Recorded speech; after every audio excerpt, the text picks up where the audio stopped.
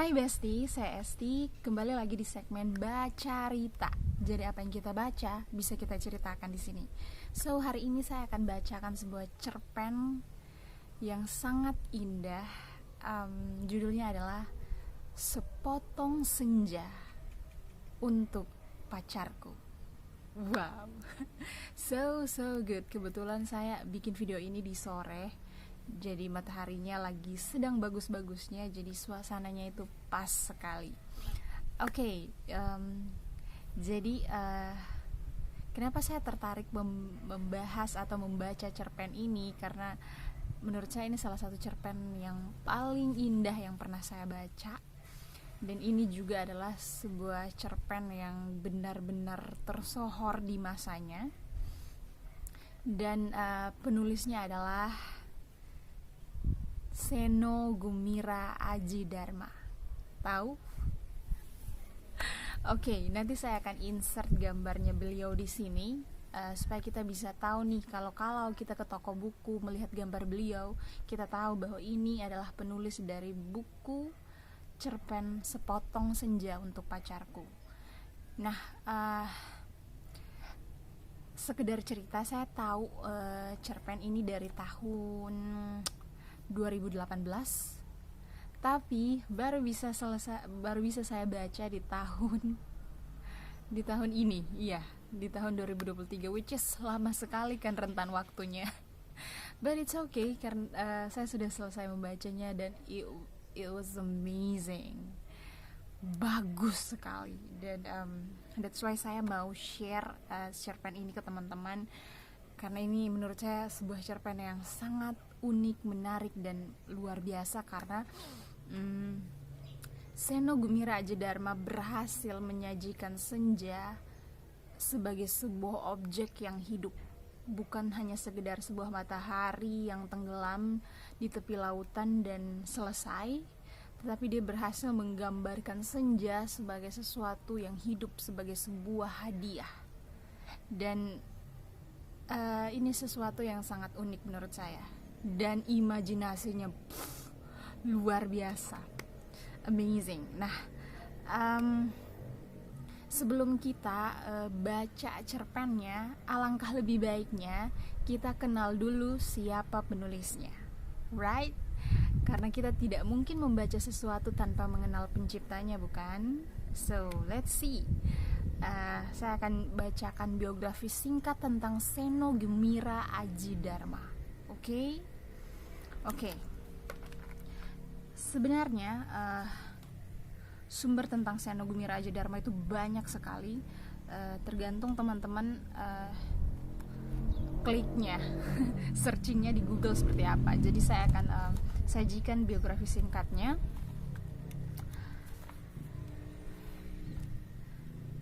Dr. Seno Gumira Aji Dharma, SSN M. Hum.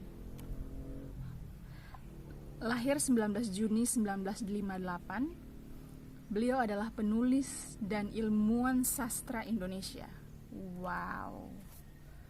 Beberapa buku karyanya adalah Atas Nama Malam, Wisanggeni Sang Buronan, Sepotong Senja untuk Pacarku yang akan kita bacakan ini, Biola Tak Berdawai, Kitab Omong Kosong, Dilarang Menyanyi di Kamar Mandi, dan Negeri Senja. Jadi sepertinya beliau ini sangat piawai dalam menulis tentang senja. Oke, ia juga terkenal karena menulis tentang situasi Timur tempo dulu. Tulisannya tentang Timur dituangkan dalam trilogi buku Saksi Mata. Ini adalah buku cerpen juga. Jazz, Parfum, dan Insiden. Ini buku roman. Dan ketika jurnalisme dibungkam, sastra harus bicara. So good, right? Judulnya amazing. Ketika jurnalisme dibungkam, sastra harus bicara. Dan ini tuh esai. Keren, luar biasa. Nah, jadi itu biografi singkat yang bisa saya berikan tentang Seno Gumira Aji Dharma. Kalau teman-teman pengen tahu lebih, silahkan searching. Ini saya dapat di Wikipedia. karena informasi tentang beliau, jam terbangnya luar biasa. Silakan klik di internet dan cari sendiri, banyak sekali sumbernya tentang si SGA ini. Oke, jadi sebelum kita masuk lebih dalam ke cerpennya, izinkan saya menjelaskan beberapa hal unik yang ada di cerpen ini. Jadi yang pertama, di dalam keseluruhan cerpen ini terdapat dua bagian besar, yaitu yang pertama judulnya adalah Trilogi Alina.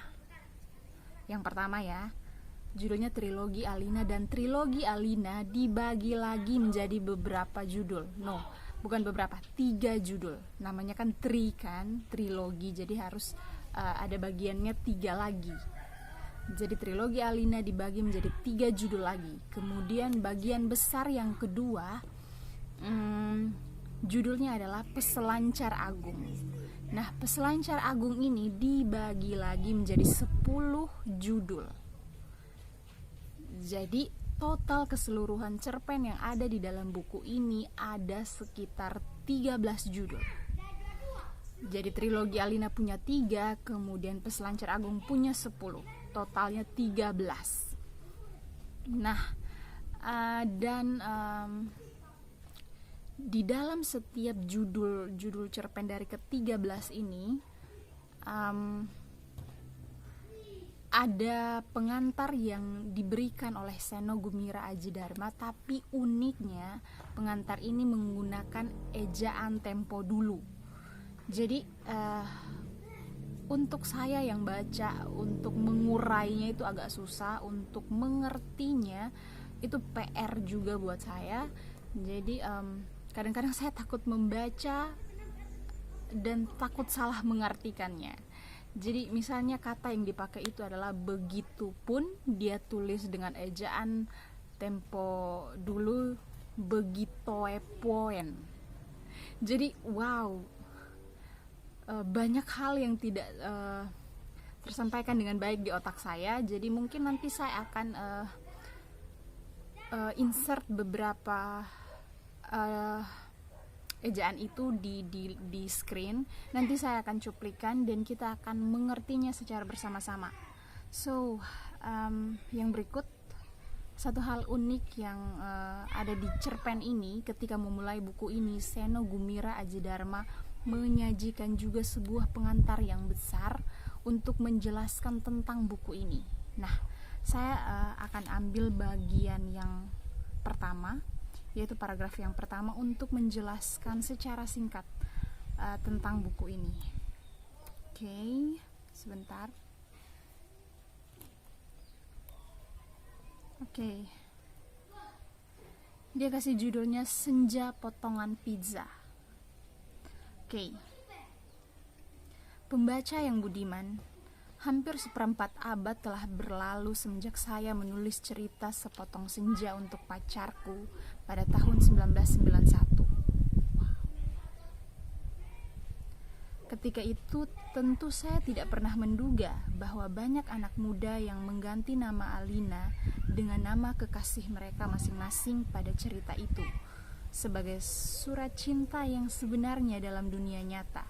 Betapapun saya mendoakan agar tujuan mereka semua berhasil dengan menyalin cerita itu, bahkan berkat usulan penerbit, surat cinta yang sama kini tersedia dicetak khusus bagi yang bersemangat memanfaatkannya,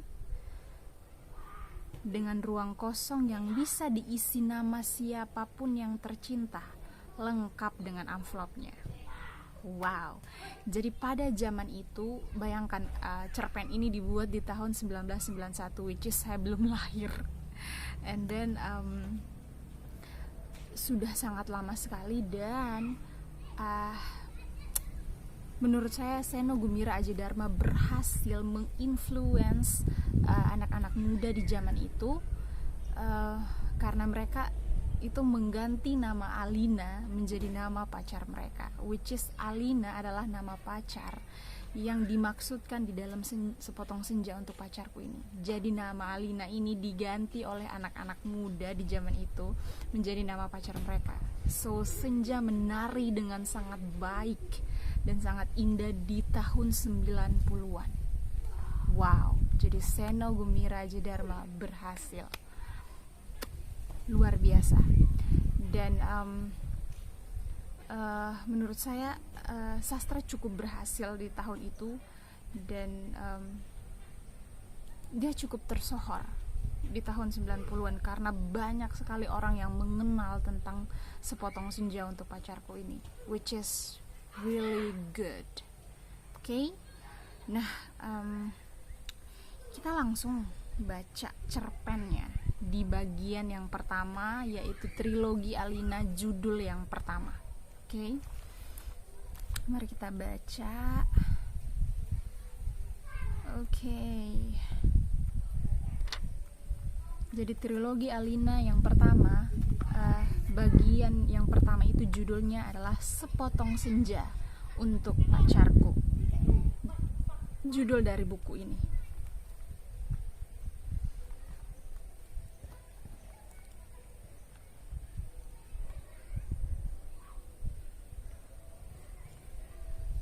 Alina tercinta,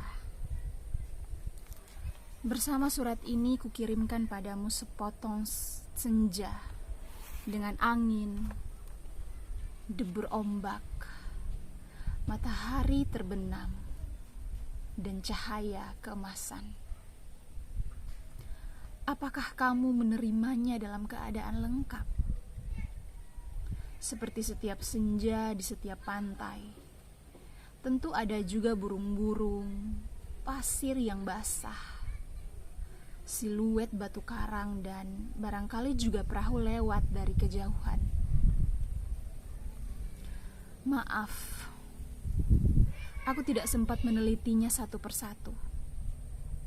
Mestinya ada juga lokan batu yang berwarna-warni dan bias cahaya cemerlang yang berkeratap pada buih yang bagaikan impian, selalu saja membuat aku mengangankan segala hal yang paling mungkin kulakukan bersamamu. Meski aku tahu semua itu akan tetap tinggal sebagai kemungkinan yang entah kapan menjadi kenyataan.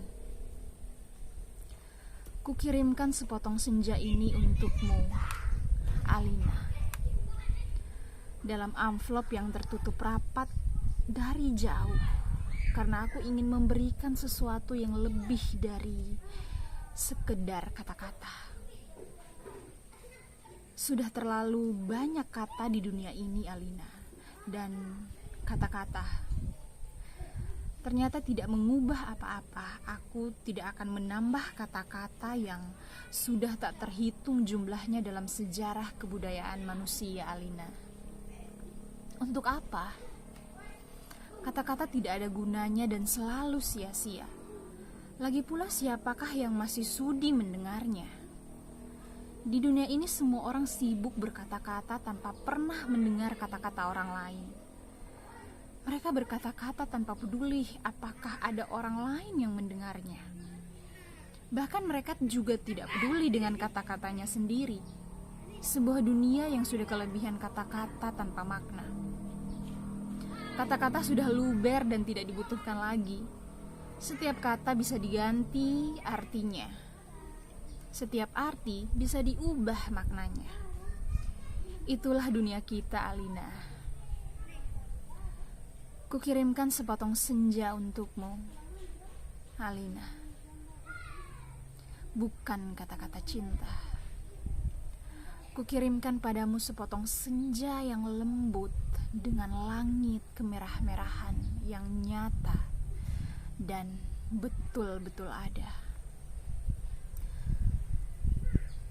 Dalam keadaan yang sama seperti ketika aku mengambilnya saat matahari hampir tenggelam ke balik cakrawala.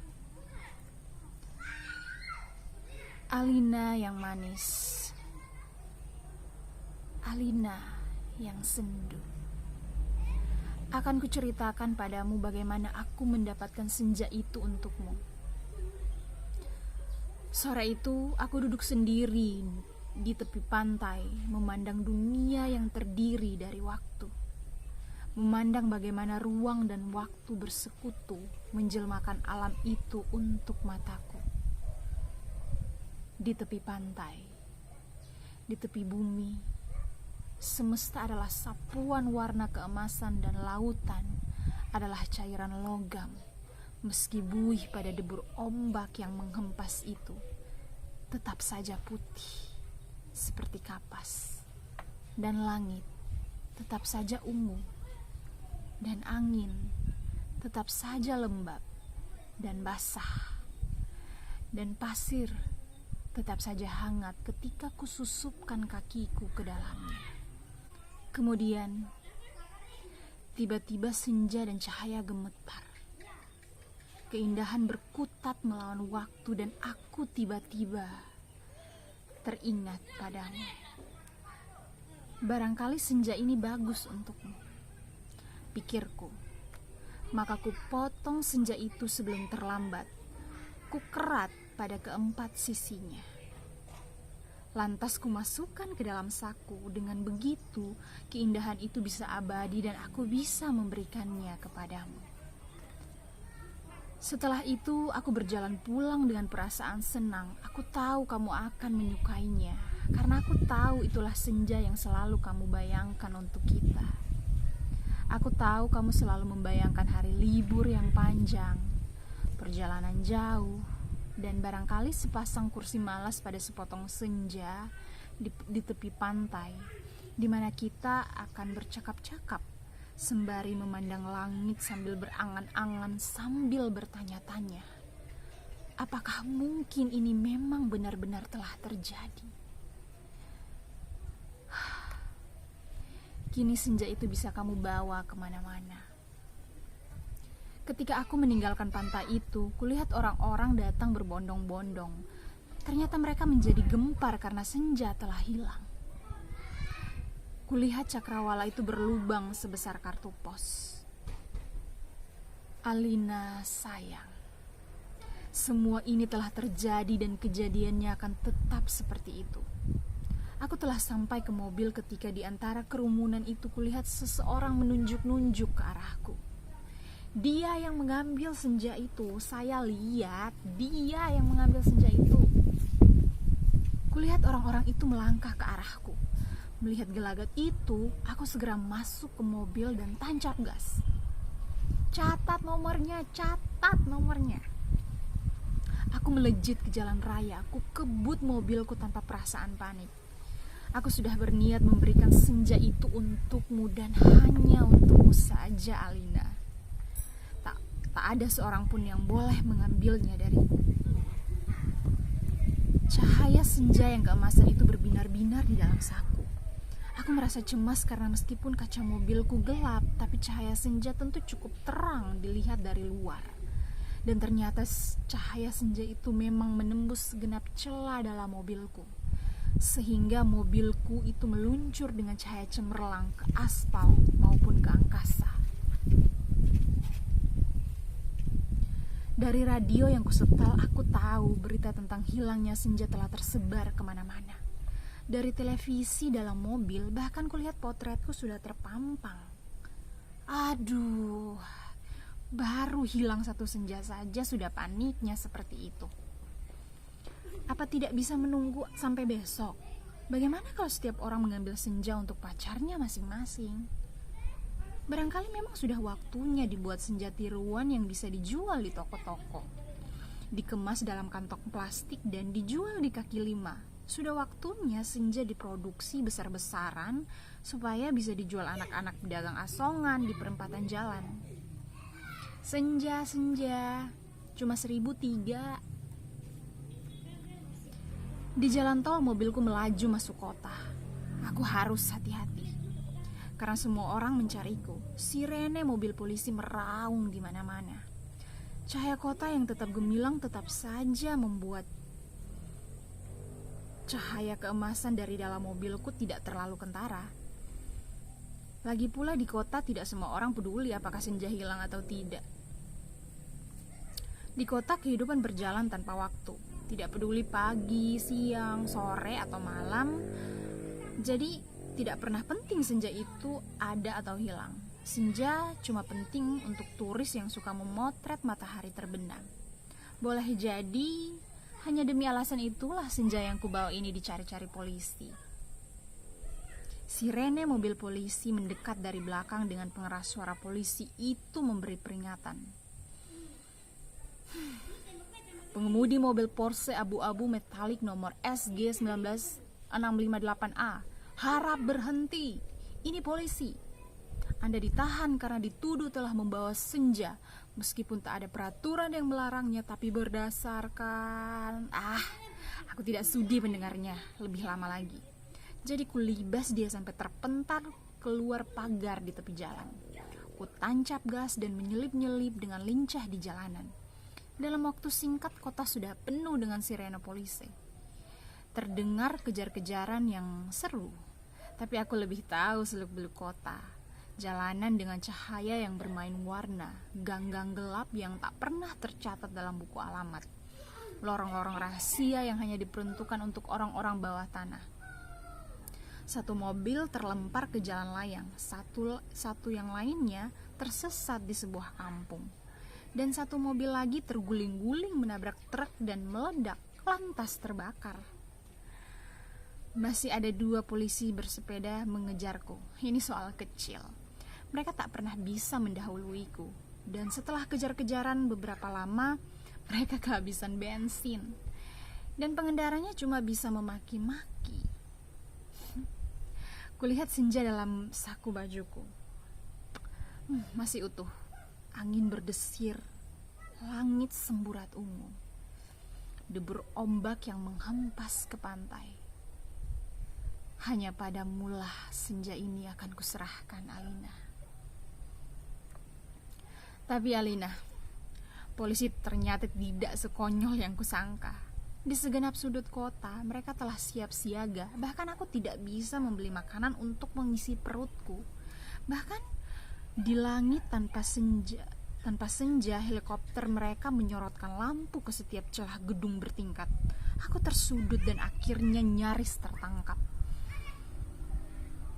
Kalau saja tidak ada gorong-gorong yang terbuka. Mobilku sudah kutinggal ketika memasuki daerah kumuh itu. Aku berlari di antara gedung-gedung, rumah tua, tiang serta tali temali, terjatuh di atas sampah, merayapi tangga-tangga reot, sampai seorang gelandangan menuntunku ke suatu tempat yang tak akan pernah kulupakan dalam hidupku. Masuklah, katanya tenang. Di situ kamu aman. Ia menunjuk gorong-gorong yang terbuka itu. Ada tikus keluar dari sana, baunya bacin dan pesing. Ku tengok ke bawah, kulihat kelelawar bergelantungan. Aku ragu-ragu. Namun, deru helikopter dengan lampu sorotnya yang mencari-cari itu melenyapkan keraguanku. Masuklah, kamu tidak punya pilihan. Dan gelandangan itu mendorongku. Aku terjerambab, jatuh. Bau busuknya bukan main. Gorong-gorong itu segera tertutup dan kudengar gelandangan itu merebahkan diri di atasnya. Lampu sorot helikopter menembus celah gorong-gorong, tapi tak cukup untuk melihatku. Kuraba senja dalam saku kantongku, cahayanya merah. Keemas-emasan membuat aku bisa melihat dalam kegelapan. Aku melangkah dalam gorong-gorong yang rupanya cukup tinggi juga. Kusibakan kelelawar-kelelawar bergantungan yang entah mati entah hidup itu. Kulihat cahaya putih di ujung gorong-gorong. Airnya busuk mengalir setinggi lutut. Namun makin ke dalam makin surut. Di tempat yang kering kulihat anak-anak gelandangan duduk-duduk maupun tidur-tiduran. Mereka berserakan, memeluk rebana dengan mata yang tidak memancarkan kebahagiaan. Aku berjalan terus melangkahi mereka dan mencoba bertahan. Betapapun ini lebih baik daripada aku harus menyerahkan senja Alina. Di ujung gorong-gorong, di tempat cahaya putih itu, ada tangga menurun ke bawah. Ku ikuti tangga itu. Cahaya semakin terang dan semakin benderang. Astaga. Kamu boleh tidak percaya, Alina, tapi kamu akan terus membacanya. Tangga itu menuju ke mulut sebuah gua, dan tahukah kamu ketika aku keluar dari gua itu, aku ada di mana? Ya, di tempat yang persis sama dengan tempat di mana aku mengambil senja itu untukmu, Alina. Sebuah pantai dengan senja yang bagus, ombak, angin dan kepak burung, dan tak lupa cahaya keemasan dan bias ungu pada mega-mega yang berarak bagaikan aliran mimpi. Cuma saja tidak ada lubang sebesar kartu pos. Jadi meskipun persis sama, tapi pasti bukan tempat yang sama. Tempatnya saja di dalam gorong-gorong. Aku berjalan ke tepi pantai, tenggelam dalam guyuran alam yang perawan. Nyiur tentu saja. Matahari dan dasar lautan yang bening dengan lidah ombak yang mendesis-desis. Tak ada cottage, tak ada barbecue, tak ada marina. Semua itu memang tidak perlu. Senja yang bergetar melawan takdir, membiaskan cahaya keemasan ke tepi semesta. Aku sering malu melihat semua itu, Alina. Apakah semua itu bisa diterjemahkan dalam bahasa? Sambil duduk di tepi pantai, aku berpikir-pikir, untuk apakah semua ini kalau tidak ada yang menyaksikannya? Setelah berjalan ke sana kemari, aku tahu kalau dunia dalam gorong-gorong ini kosong melompong. Tak ada manusia, tak ada tikus, apalagi dinosaurus. Hanya burung-burung yang berkepak, tapi ia sepertinya bukan burung yang bertelur dan membuat sarang. Ia hanya burung yang dihadirkan sebagai ilustrasi senja. Ia hanya berkepak dan terus berkepak di sana. Aku tak habis pikir, Alina, alam seperti ini dibuat untuk apa? Untuk apa senja yang bisa membuat seorang kepingin jatuh cinta itu jika tak ada seekor dinosaurus pun yang menikmatinya? Sementara di atas sana orang-orang ribut kehilangan senja. Jadi begitulah, Alina. Ku ambil juga senja itu. Ku kerat dengan pisau Swiss yang selalu kubawa pada keempat sisinya. Sehingga pada cakrawala itu terbentuk lubang sebesar kartu pos. Dengan dua senja di saku kiri dan kananku, aku melangkah pulang. Bumi berhenti beredar di belakangku menjadi kegelapan yang basah dan bacin. Aku mendaki tangga, kembali menuju gorong-gorong bumiku terkasih. Sampai di atas, setelah melewati kelelawar bergelantungan, anak-anak gelandangan berkaparan, dan air setinggi lutut, kulihat polisi berhelikopter sudah pergi. Gelandangan yang menolongku sedang tiduran di bawah tiang listrik sambil meniup saksofon. Aku berjalan mencari mobilku, masih terparkir dengan baik di supermarket. Tampaknya bahkan baru saja dicuci. Sambil mengunyah pizza, segera aku kebut mobilku menuju ke pantai dengan dua senja di saku kiri dan kanan. Lengkap dengan matahari, laut, pantai, dan cahaya keemasannya masing-masing. Mobilku bagai memancar cahaya ilahi sepanjang jalan layang, sepanjang jalan tol. Ku tancap gas dengan kecepatan penuh. Alina, kekasihku, pacarku, wanitaku, kamu pasti sudah tahu apa yang terjadi kemudian. Kupasang senja yang dari gorong itu pada lubang sebesar kartu pos itu, dan ternyata pas. Lantas kukirimkan senja yang asli ini untukmu lewat pos. Aku ingin kamu mendapatkan apa yang kulihat pertama kali. senja dalam arti yang sebenarnya. Bukan semacam senja yang ada di gorong-gorong itu. Kini gorong-gorong itu betul-betul menjadi gelap, Alina. Pada masa yang akan datang, orang-orang tua akan bercerita pada cucunya tentang kenapa gorong-gorong menjadi gelap. Mereka akan berkisah bahwa sebenarnya ada alam lain di bawah gorong-gorong dengan matahari dan rembulannya sendiri. Namun semuanya itu telah tiada lagi karena seseorang telah mengambil senja untuk menggantikan senja lain di atas bumi. Orang-orang tua itu juga akan bercerita bahwa senja di atas bumi yang asli telah dipotong dan diberikan seseorang kepada pacarnya. Alina yang manis, paling manis, dan akan selalu manis. Terimalah sepotong senja itu hanya untukmu, dari seseorang yang ingin membahagiakanmu. Awas, hati-hati dengan lautan dan matahari itu. Salah-salah cahayanya membakar langit, dan kalau tumpah, airnya bisa membanjiri permukaan bumi. Dengan ini, kukirimkan pula kerinduanku padamu. Dengan cium, peluk, dan bisikan terhangat dari sebuah tempat yang paling sunyi di dunia. Seno Gumira Aji Dharma, Karangbolong, Jakarta, 1991.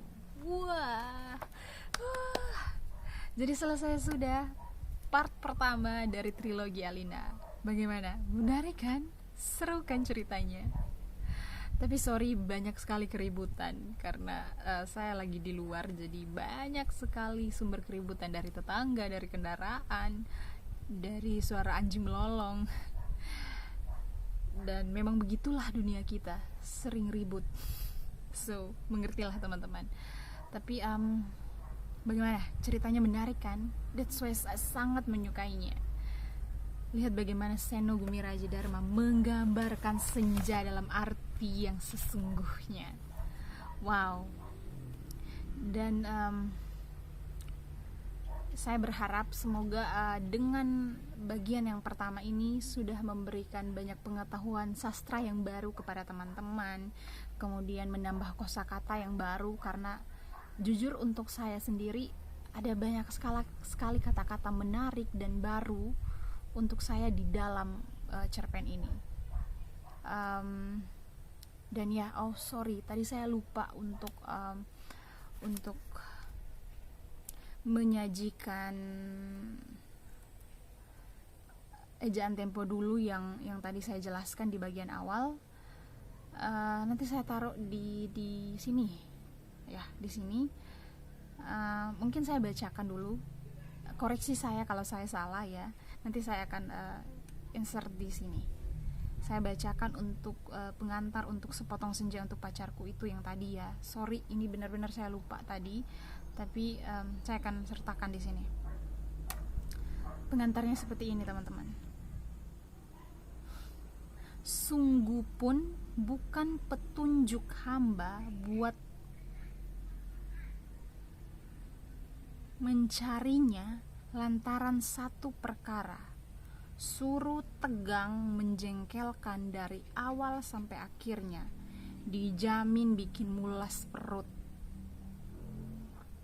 I don't know, saya tidak tahu, saya tidak bisa mencerna ini. Jadi inilah pengantar pertama untuk sepotong senja untuk pacarku tadi yang kita baca. Semoga saya tidak salah mengejakannya dan menyampaikan pesannya. Jadi kalau mungkin teman-teman ada yang mengerti tentang ini, boleh bantu saya komen dan jelaskan.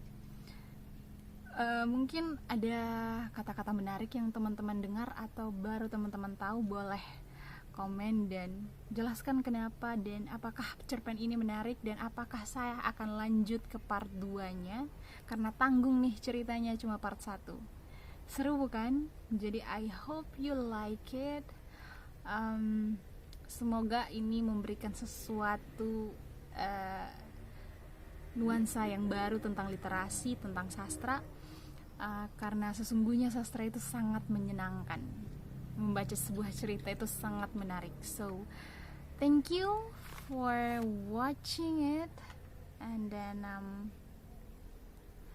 salam literasi, salam inspirasi, karena sebaik-baiknya manusia adalah manusia yang berguna bagi manusia yang lain. So, thank you, bye.